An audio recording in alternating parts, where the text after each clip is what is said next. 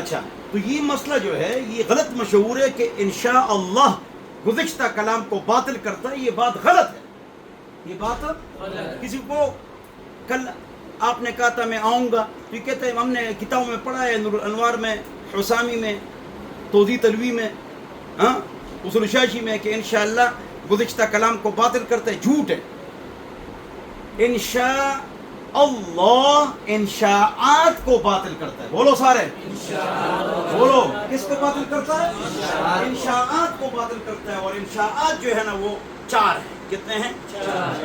وقع فوقع، انشاء اس کو کہتے ہیں واقع ہو گیا تو واقع ہو گیا، ٹائم نہیں لگتا، میں آ رہا ہوں، میں آؤں گا، تو آئے گا، انشاءاللہ ٹائم لگتا ہے، انشاء میں ٹائم وقع فوقع، وقع فوقع، تو یہ کتنے ہیں بولو؟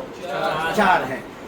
ثلاث جدهن جد وهزلهن جد الطلاق والعتاق والنکاح وفی روایت الاقرار، تو چار ہوگی، نکاح، طلاق، غلام کو آزاد کرنا، اقرار، اس میں یہ گپ میں بھی ہو جاتا ہے، صحیح بھی ہو جاتا ہے، اور اس میں اگر انشاءاللہ کہو تو یہ تالی ناجائز ہے، یہ جائز ہے، تو انشاءاللہ اگر کہو تو کیا کرو، اس سے آپ انشاءات کو باطل کر سکتے ہیں اور ختم کر سکتے ہیں۔ اب نقطہ سنو، نقطہ بولو کہ نہ بولو؟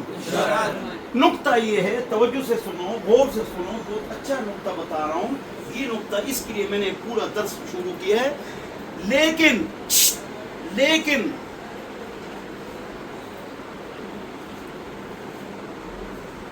انشاءاللہ وعدے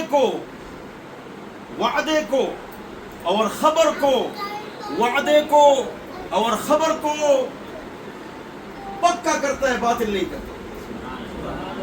زوری نشتا، مزے نشتا، علم شوق نشتا، علم شوق نشتا، انشاء کو باطل کرتا ہے اور خبر کو اور وعدے کو اور موقت کرتا ہے۔ یہ بات سمجھ آگے نہیں آ گئی؟ تو ما قبل کے کلام کو باطل کرتا ہے انشاءاللہ، یہ بات غلط مشہور ہے، یہ انشاء کو باطل کرتا ہے، چار مثالیں میں نے دے دی، اور خبر اور وعدے کو موقت کرتا ہے۔ علم کو سمجھنا چاہیے۔ والعرف فی الشرع لہو اعتبار ولذا علی الحکم قد یدار، تو عرف میں یہ مسئلہ ہمارے سامنے آ گیا ہے۔ کون سا مسئلہ تھا؟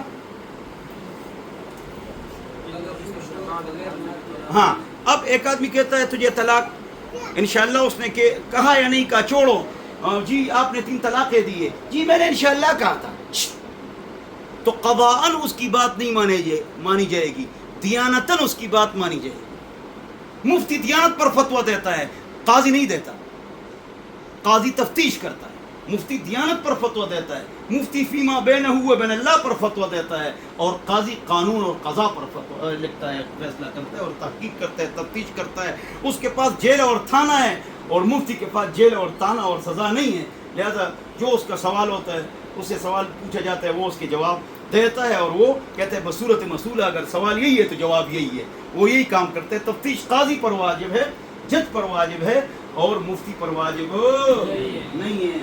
اللہ ہم سب کو سمجھ عطا فرمائے۔ بات آپ لوگ سمجھ گئے نہیں سمجھے؟ وآخر دعوانا الحمدللہ رب العالمین وصلی اللہ علی النبی۔